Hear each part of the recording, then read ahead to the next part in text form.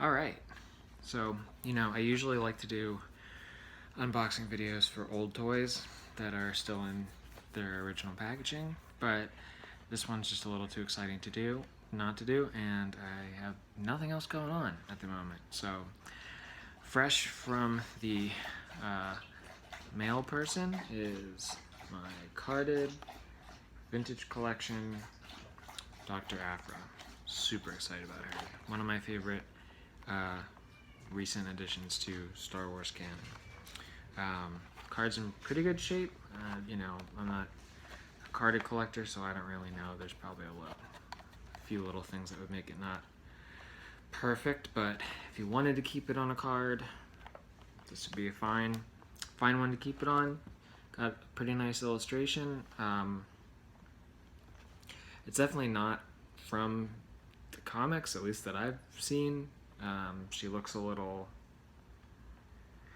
Representations of her always have seemed to be, ambiguous from the start. I mean, she's supposed to be Asian, but that sort of, mileage may vary on your representations there, and, I don't really know if that illustration is making that quite clear, but in any event. Alright, here we go.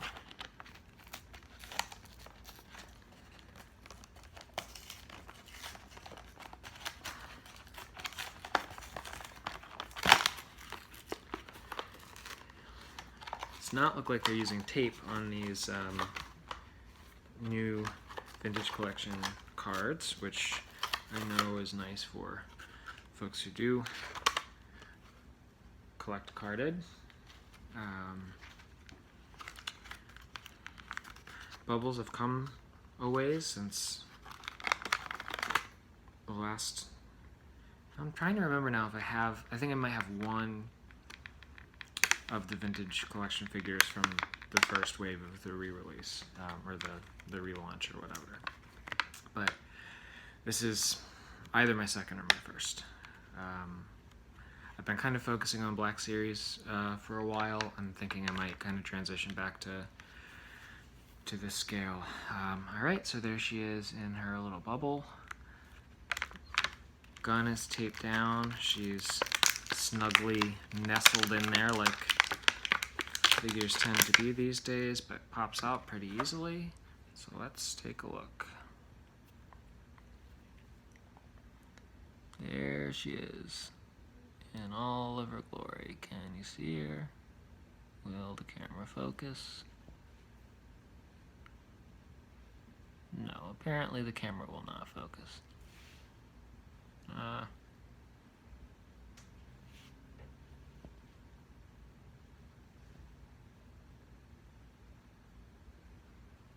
What the heck? Alright, I guess you'll just have to take my word and the blurry image that you're seeing. She looks really good.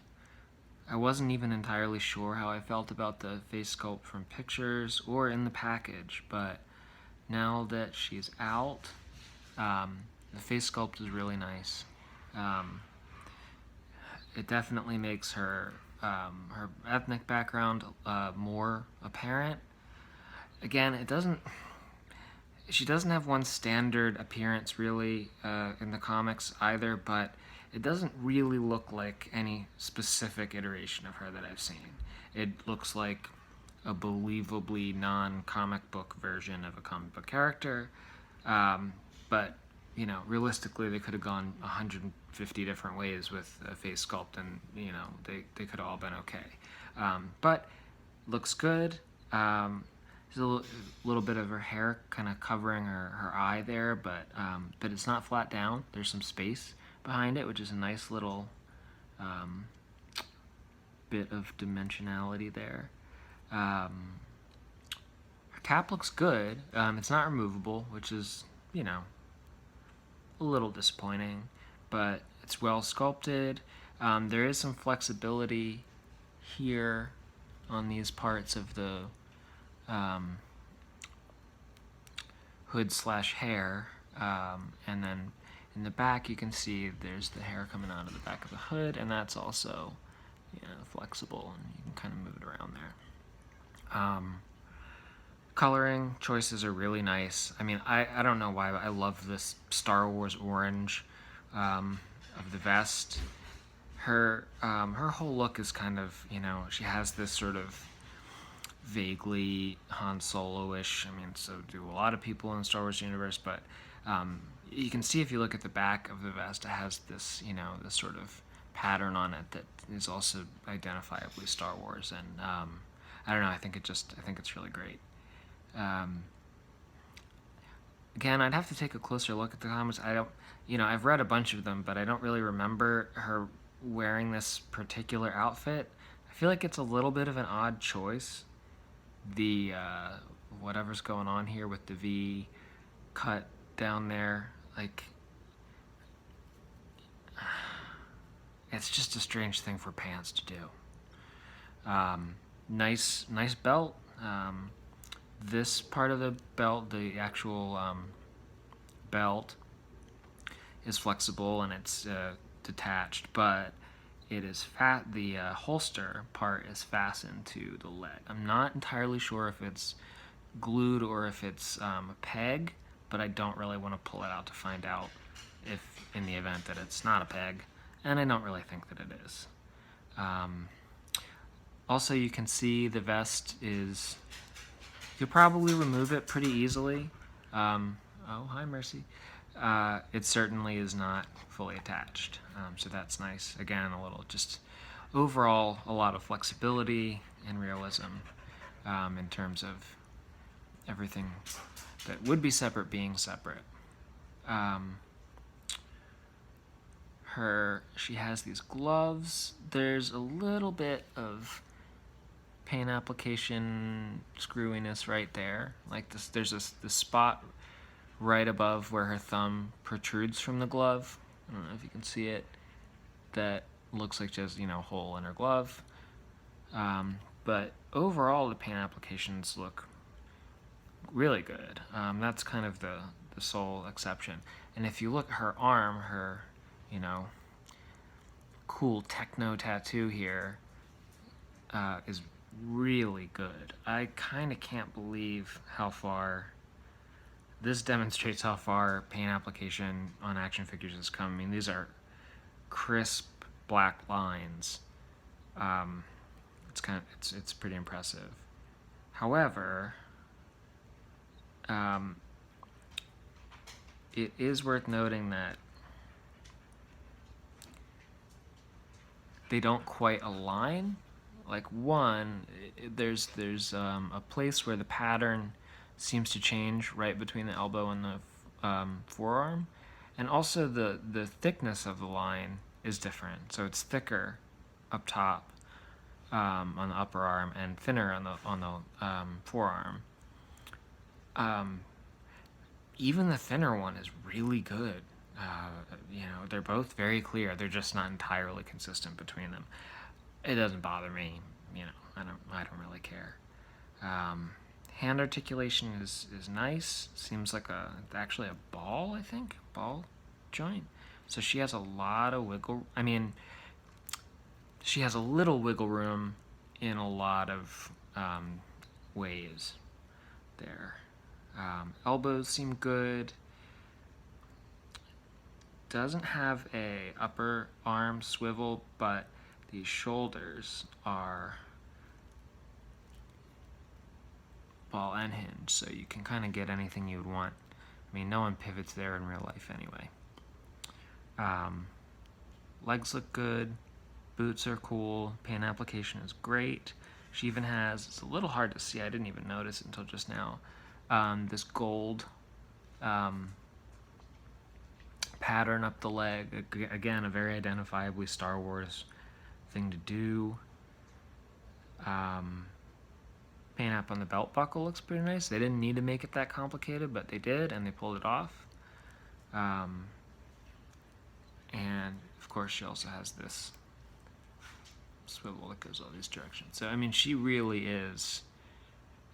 She feels good to hold. I mean, you can tell it's a well-made figure. Oh, she does have the. Oh. So the leg joints are also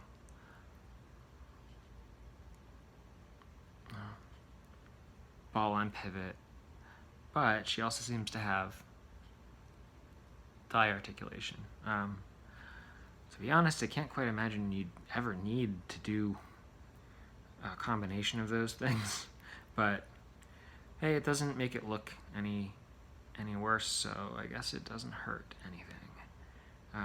Although now I feel like I might have kind of gotten it out of alignment there.